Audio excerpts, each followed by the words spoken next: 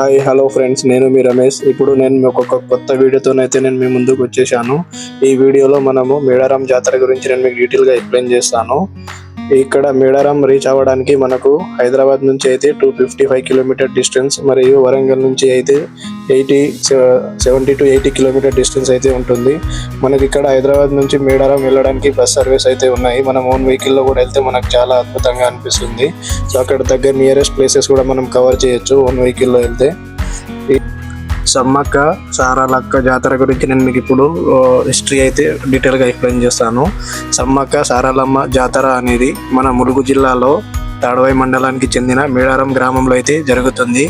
ఇది ఒక గిరిజన జాతర. ఇది ప్రపంచంలోనే అతిపెద్ద గిరిజన జాతర.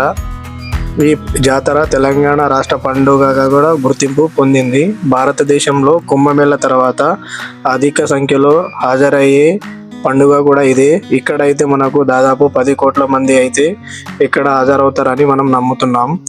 ఇది మనకు ములుగు నుంచి 45 కిలోమీటర్ డిస్టెన్స్లో అయితే ఉంటుంది. ఇది మనకు ములుగు జిల్లాలో దట్టమైన అడవులలో అయితే కొండ కోనల మధ్య ఈ చారిత్రకమైన జాతర జరుగుతుంది. సమస్త గిరిజనుల సమరాధ్య దేవతలు, కష్టాలు కడతరిచే కలియుగ దైవాలుగా, ఆపదలో ఉన్న వారిని ఆదుకొని హృదయాలుగా కేవలం తెలంగాణలోనే కాక అఖిల భారతదేశంలో వన దేవతలుగా పూజలు అందుకుంటారని మనమైతే భక్తులు నమ్ముతాము. ఈ జాతర వచ్చేసి మనకు ప్రతి 2 సంవత్సరాలకైతే ఒకసారి జరుగుతుంది. సో ఇక్కడ నుంచి మీరు ఇక్కడ ఈ స్తూపం చూడండి, ఎంత మనకు అమరవీరుల స్తూపం లాగా అయితే చాలా అద్భుతంగా అనిపిస్తుంది నాకైతే. కాకతీయుల స్తూపం వాళ్ళు అప్పుడు ఆ టైంలో అయితే కట్టారు. సో ఇక్కడ నుంచి మనం లోపలికి వెళ్తూనే ఉంటాము. సో నాకైతే బైక్ మీద వెళ్ళాను కాబట్టి నాకు జర్నీ అయితే చాలా అద్భుతంగా అనిపిస్తుంది. ఇక్కడ ఇది మెయిన్ కమాన్ నుంచి మనం లోపలికి వెళ్తాము. అసలు ఎవరు సమ్మక్క సారలమ్మలు అంటే ఎవరు అయితే వీటి గురించి ఇప్పుడు నేను మీకు ఎక్స్ప్లెయిన్ చేస్తాను. నేటి జగిత్యాల జిల్లా జగిత్యాల రూరల్ మండలం ప్రాంతంలో పొలసను పాలించే గిరిజన దొర ఉండేవాడంట. ఆయన పేరు మెడరాజు. వేటకెళ్ళినప్పుడు ఓ పుట్ట మీద కేరింతలు కొడుతూ కనిపించే పాపకి సమ్మక్క అని పేరు పెట్టి పెంచుకున్నాడు. సమ్మక్క వారికి పుట్ట మీద కనిపించే సమయంలో చుట్టూ పులులు, సింహాలు ఆమెకు రక్షణగా నిలవడం చూసి ఆమెని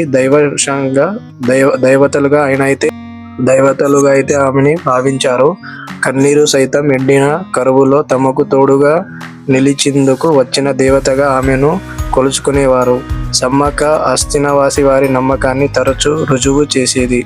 ఆమె చెత్తతో ఆకు పసుపు ఇస్తే ఎలాంటి రోగమైన ఇట్టే సమయంలో అయితే నయమయ్యేదని భక్తులైతే నమ్ముతారు.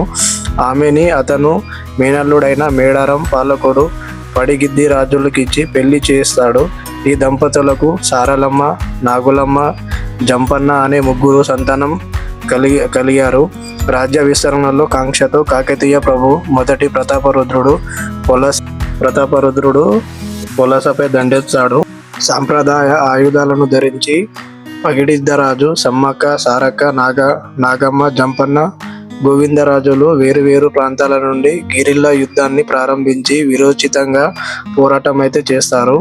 కానీ వీళ్ళు పోరాటం చేసి కాకతీయుల సైన్యాన్ని తట్టుకోలేక వీళ్ళైతే ఆ గిరిల్లా యుద్ధంలో అయితే మరణం పొందడం జరుగుతుంది. అందరూ చనిపోతారు. జాతర మొదటి రోజున కన్నేపల్లి నుంచి సారమల్లమ్మకు గద్దెకు తీసుకొస్తారు. 2వ రోజు చిలకలగుట్టలో భరణి రూపంలో ఉన్న సమ్మక్కను గద్దెపై ప్రతిష్ఠిస్తారు. దేవతలు గద్దెలపై ప్రతిష్ఠించే సమయంలో భక్తులు పూనకంతో ఊగిపోతారు. 3వ రోజు అమ్మవార్లను 2 గద్దెలపైకి కొలువు తీరుతారు. 4వ రోజు సాయంత్రం ఆహ్వాన పలికి దేవతలను 2 తిరిగి యుద్ధ స్థానానికి తరలిస్తారు. వంశపార్యంగా వస్తున్న గిరిజనులే పూజారులు కావడం ఈ జాతర ప్రత్యేకత. తమ కోరికలు తీర్చుమని భక్తులు అమ్మవార్లను బంగారం నైవేద్యంగా సమర్పించుకుంటారు. గిరిజన వాళ్ళ అనేక మతాలకు చెందిన ప్రజలు కూడా ఈ ఉత్సవంలో పాల్గొంటారు. ఈ మేడారం జాతరని మనము తెలంగాణ కుంభమేళంగా కూడా పిలుస్తాము. మీరు మొదటిసారిగా మన ఛానల్ ని చూస్తే తప్పకుండా సబ్స్క్రైబ్ చేయండి, లైక్ చేయండి ఫ్రెండ్స్. Thank you. ఇలాంటి వీడియోస్ కోసం మన ఛానల్ ను చూస్తూ ఉండండి. అడ్డపోటు స్వామి కూడా అడ్డపోటు స్వామిని కూడా నమ్మాలి. అడ్డపోటు స్వామి నమ్ముడు సంబరపరుడు.